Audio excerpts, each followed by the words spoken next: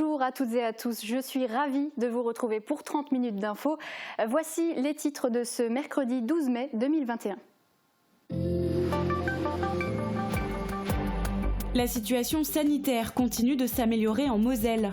Le taux d'incidence est redescendu à 111 cas pour 100 000 habitants et la tension diminue enfin dans les hôpitaux. 49% de patients sont hospitalisés pour une infection Covid contre 70% la semaine dernière. La préfecture appelle les Mosellans à ne pas relâcher leurs efforts pour rester dans la dynamique actuelle. 2020 n'a pas été facile et Mosaïque Cristal ne fait pas exception. Ce mardi soir, l'association a tenu son assemblée générale.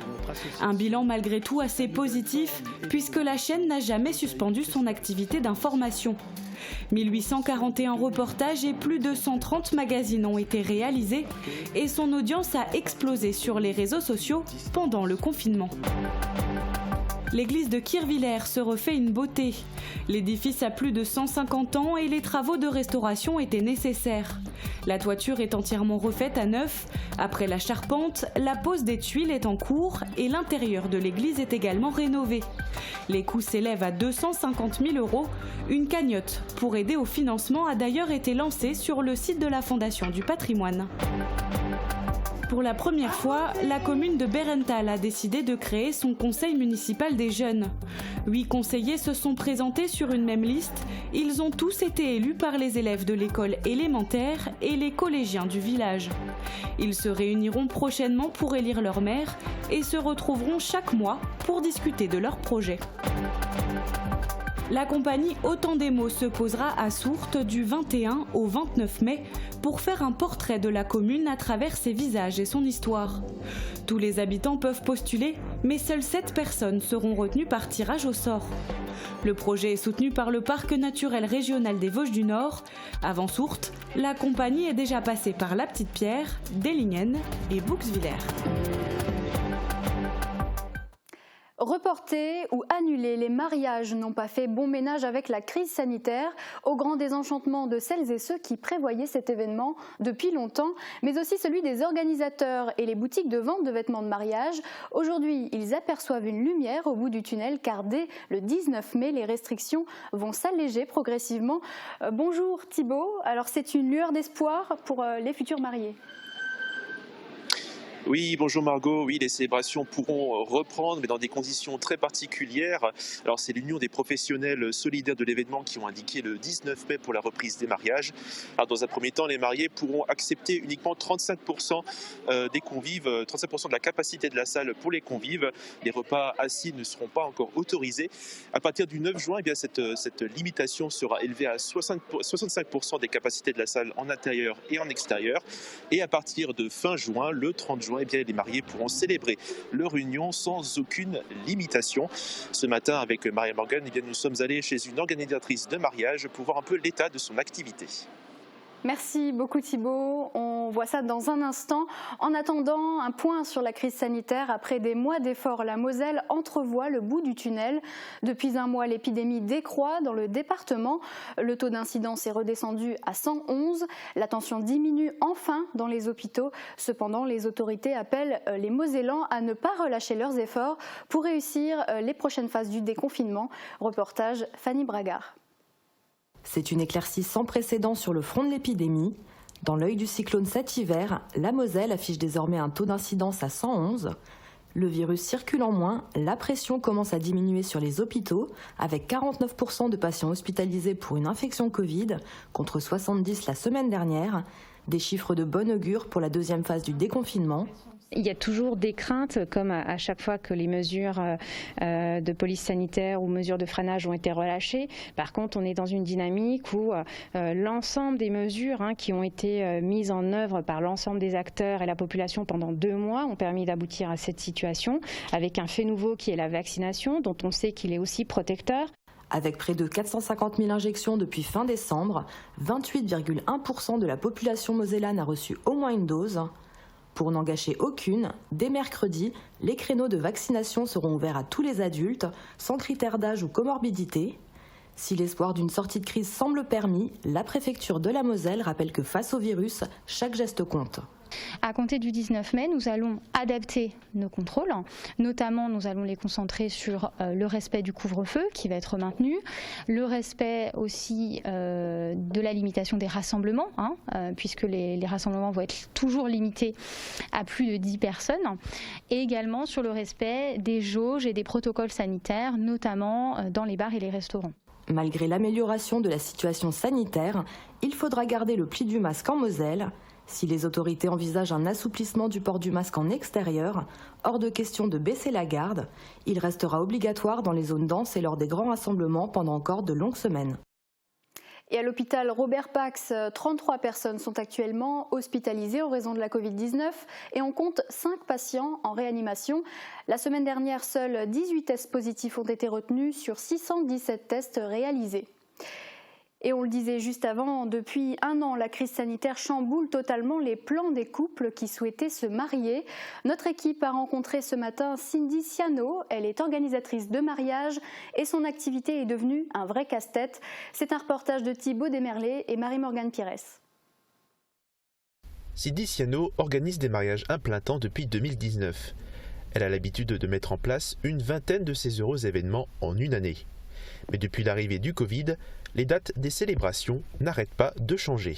Alors nous sommes ici dans une des parties de l'atelier de Sécu du Bonheur et nous sommes avec Cindy. Bonjour. Bonjour. Alors derrière moi se trouve une table décorée pour un mariage qui devait malheureusement se passer cette semaine. Oui, alors en fait c'était l'atelier de la mariée. Les mariés devaient se marier donc cette semaine, samedi. Et donc malheureusement on a dû trouver une autre solution et donc reporter le mariage. Les reports se multiplient. C'est un impact sur la santé économique de la société de Cindy qui affiche une baisse de 70% de son chiffre d'affaires malgré les aides reçues grâce au fonds de solidarité. Et en termes d'organisation, c'est un véritable casse-tête. En fait, ça devient un Tetris géant parce que malheureusement, je ne suis pas la seule prestataire. Quand on déplace une date, on déplace toute une équipe. Donc, à un moment donné, il y a saturation sur les dates, il y a saturation sur les salles, il y a saturation au niveau des prestataires et de leur disponibilité. Mais elle reste toujours active dans son atelier. C'est une situation difficile pour Cindy, mais également pour les jeunes couples qui veulent absolument se marier.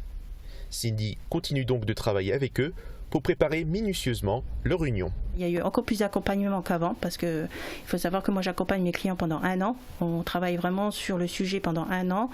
On parle de tous les prestataires, de tous les intervenants. Et là, j'étais encore plus proche de mes clients. J'ai eu des personnes qui m'ont appelé en pleurs, que j'ai dû rassurer. Des nerfs qui pourront se relâcher un peu à l'approche du 19 mai. Les mariages pourront se faire, mais dans le respect de mesures assez strictes. On s'adapte et on se dit que tout doucement, on va y arriver. J'ai des clients qui attendent le mois de juin avec impatience pour savoir comment on va pouvoir le faire aussi. Plusieurs demandes ont aussi été formulées pour le mois de juillet. Les couples doivent pour le moment prendre leur mal en patience.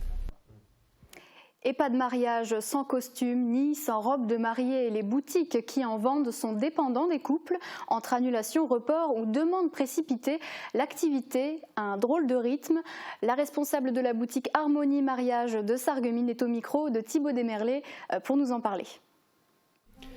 Madame Lecoeuvre, bonjour. Bonjour. Donc la boutique Harmonie Mariage existe depuis 37 ans et cette boutique a dû fermer ses portes en avril comme certaines autres. Comment se porte votre boutique actuellement ? On se porte relativement bien, mais effectivement, on a beaucoup de problèmes de livraison, des mariages reportés, donc on est obligé de reprendre notre activité donc à partir de la semaine prochaine. Donc les jeunes filles vont revenir pour faire les retouches et tout ce qui s'ensuit. Et les commandes des clients, comment elles sont gérées ? Est-ce qu'il y a eu des demandes particulières avec le Covid, dernière minute, ce genre de choses ? Non, on est livré quand même par nos fournisseurs et puis les commandes sont honorées et sont livrées par nos fournisseurs, donc on n'a pas de problème de ce côté-là. Et donc à partir du 19 mai, les mesures vont pouvoir un peu alléger tout ça. Comment vous sentez les prochaines semaines ? Qu'est-ce que vous projetez durant ces prochaines semaines ? Je pense que du fait qu'on va rouvrir le 19, il y aura une explosion de joie, je pense, une explosion de commandes parce qu'on a tellement eu de problèmes de report de mariage depuis 1 an et demi sur l'année prochaine, même sur 2023. Donc on sent sent qu'il y a quelque chose qui va arriver, comme je dis, une explosion de joie. Merci beaucoup. Je vous en prie. Il y a des structures qui ne connaissent pas la crise. Les MAM, les maisons d'assistantes maternelles, fleurissent un peu partout. La commune de Grunewiller a fait l'acquisition d'une ancienne ferme pour se doter de ce type d'équipement. Guillaume Dumonteil nous en dit plus. À la fin de l'année, une MAM ouvrira à Grunewiller, au 33 rue principale. 3 animatrices travailleront dans cette structure qui pourra accueillir 12 enfants. La commune est à l'origine du projet, son coût s'élève à près de 250 000 €. La municipalité souhaite ainsi répondre à une forte demande de jeunes parents domiciliés dans la commune ou dans les villages alentours. Pour l'instant, les travaux viennent juste de commencer. Actuellement, l'objectif du chantier est de configurer l'espace pour rendre la future structure conforme aux attentes des assistantes maternelles. Un autre chantier, celui du futur parc photovoltaïque à Sarreguemines, avance à grands pas. La construction a débuté en mars sur l'ancien site d'enfouissement de déchets à Folperswiller et la centrale devrait être fonctionnelle en septembre.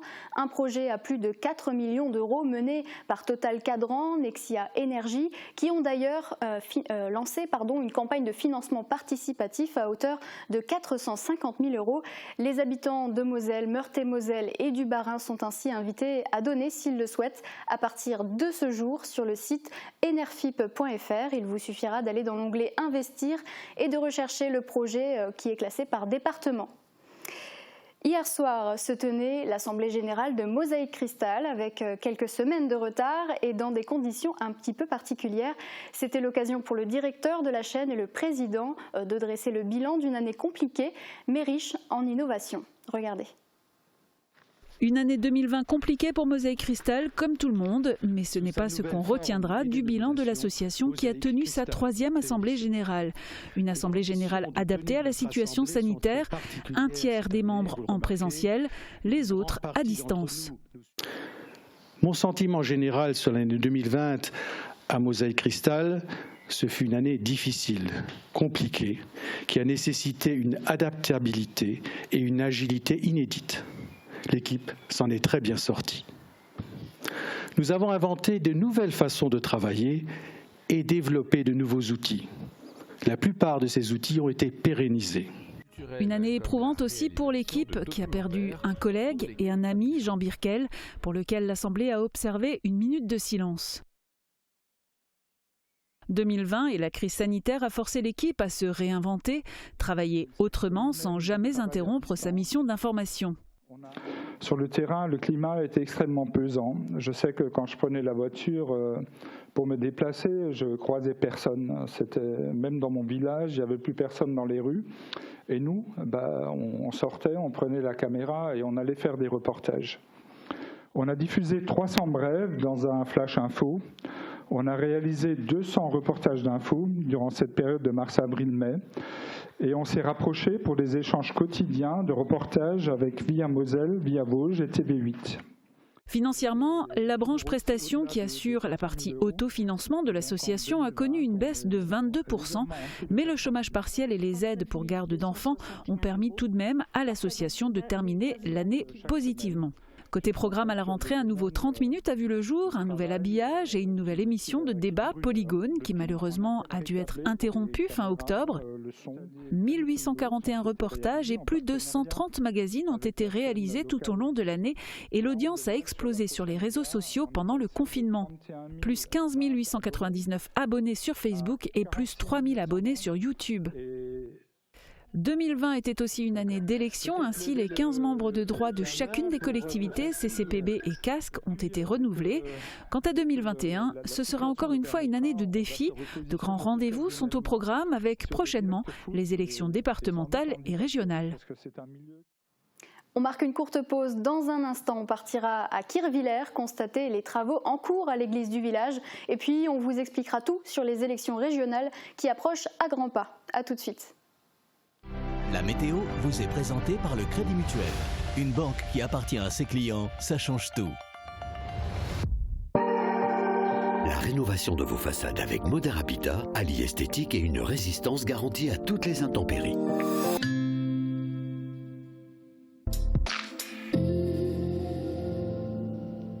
Bonjour tout le monde, il va falloir s'habituer au mauvais temps parce qu'il sera encore présent un moment. Demain, le ciel sera encore une fois très couvert en matinée avec des averses toujours au programme. Dans l'après-midi, quelques timides éclaircies pourront faire leur apparition, mais elles ne seront que de courte durée. On repère quelques degrés du côté des températures avec 5 à 6 degrés pour les minimales et 13 à 16 degrés au plus chaud pour les maximales. Demain, nous fêtons les Cervées, le dernier des Saintes Glaces. Il fera jour de 5h51 à 21h04. Passez tous une belle journée et à demain. Merci d'avoir suivi la météo avec le Crédit Mutuel. Une banque qui appartient à ses clients, ça change tout. Et si les créateurs italiens influençaient l'aménagement de votre maison ?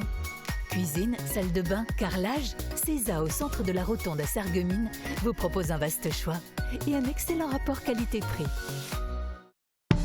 Chez AVS Santé, nous favorisons le maintien à domicile à travers 3 domaines d'activité. Le transport, l'aide à domicile, la distribution et l'installation de matériel médical. Nous sommes à votre écoute et vous proposons les meilleures solutions. Acteur majeur de la santé et l'aide à la personne en Moselle-Est, nous sommes présents à Sarreguemines, Beach et Morsbach. AVS Santé, notre métier, vous accompagner. Allez Lucas, ouvre-moi s'il te plaît. Non, arrête d'insister. Allez, laisse-moi entrer, juste 2 minutes. On en a déjà parlé, arrête. Ça sert à rien. On n'aurait pas dû prendre cette décision. On peut juste en discuter, tu me manques trop. Non, c'est mieux comme ça pour tous les deux. Vas-y, maintenant pars, s'il te plaît. Ok, c'est bon, laisse tomber. Waouh, t'as pas craqué, bravo mon bébé, je suis trop fière de toi. Plus que 2 jours. Je t'aime. Cas contact ou positif, l'important, c'est de s'isoler vraiment. S'isoler, le geste qui peut tous nous protéger. Besoin d'aide pendant l'isolement ? Appelez le 0800 130 000.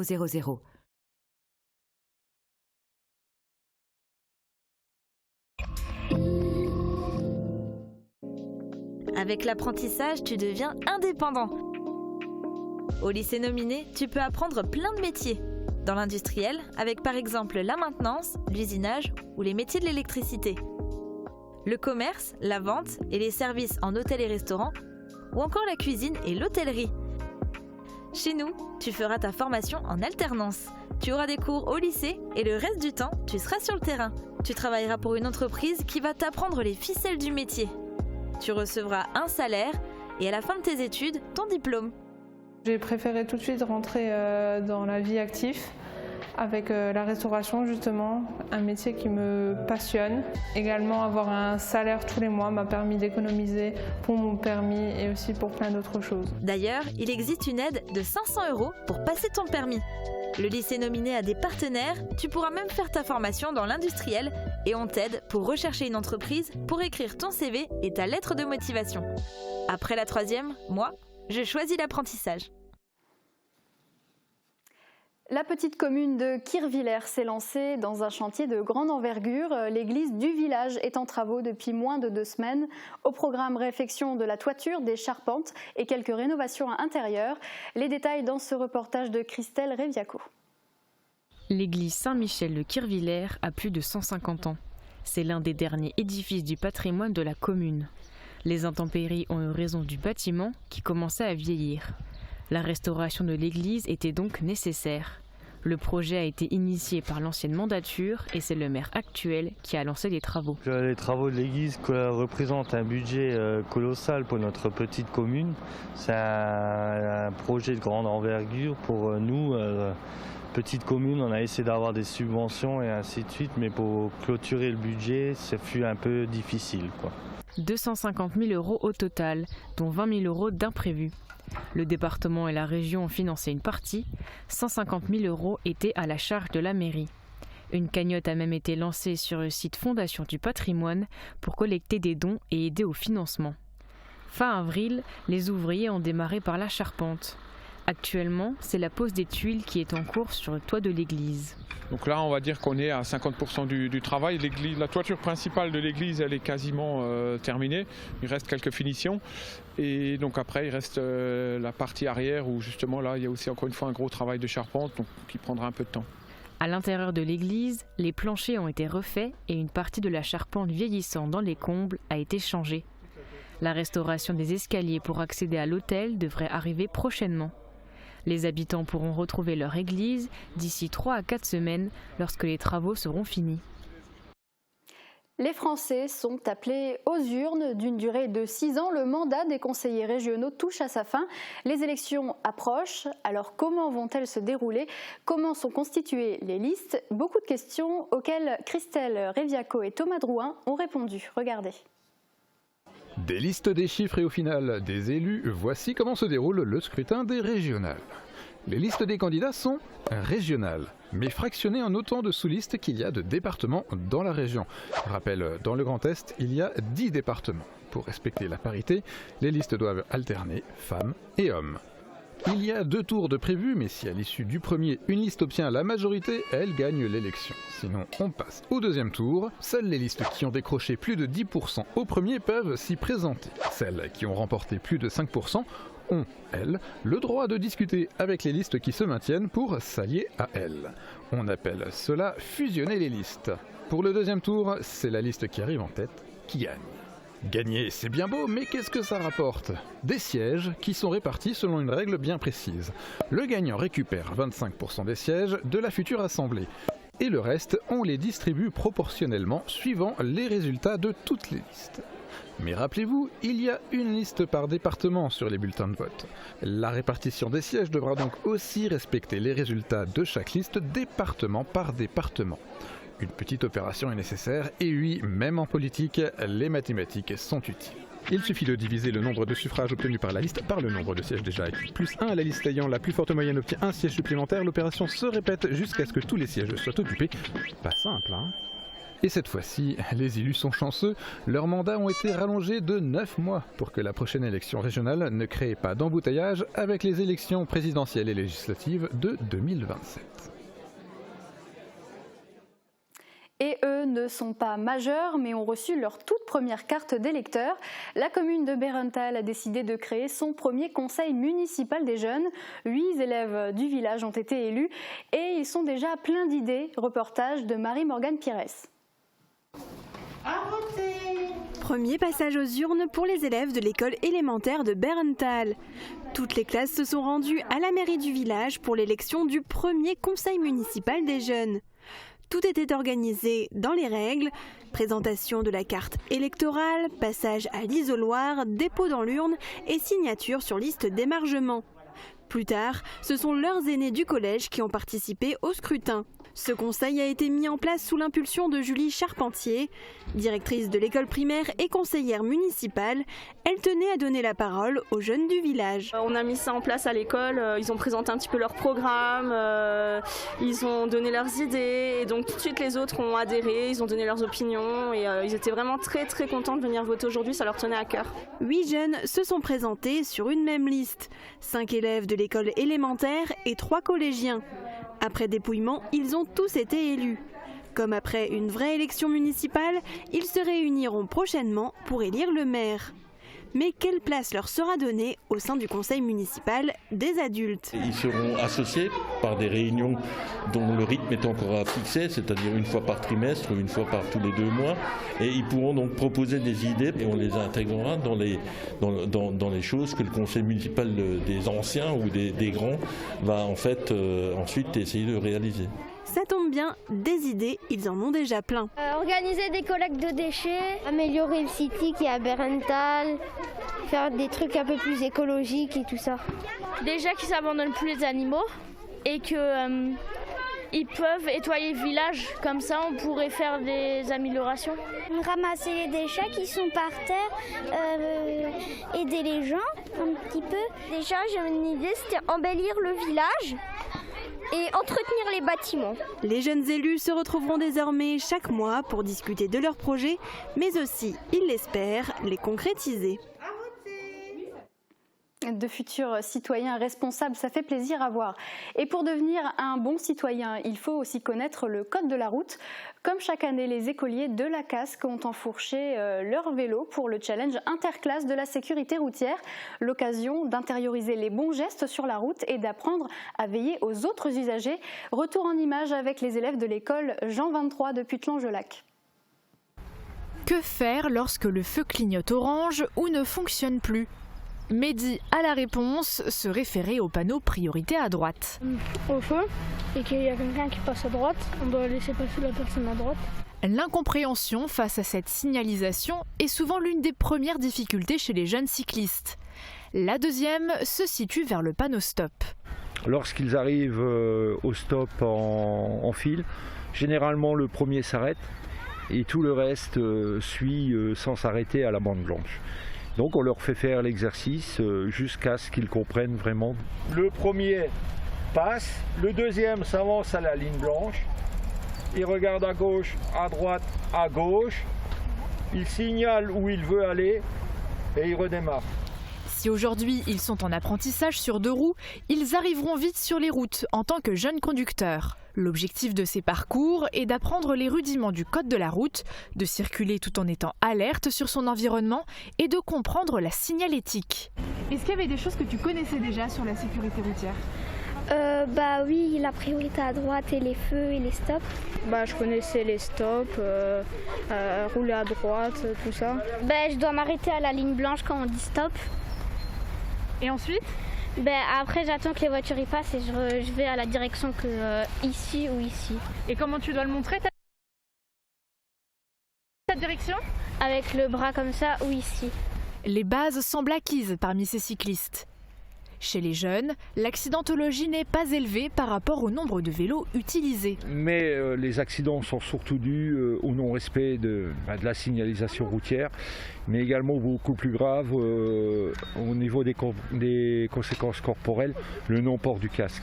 Qui est obligatoire jusqu'à 12 ans et conseillé pour les autres. 46 classes de l'arrondissement ont passé ces exercices, la majorité avec brio.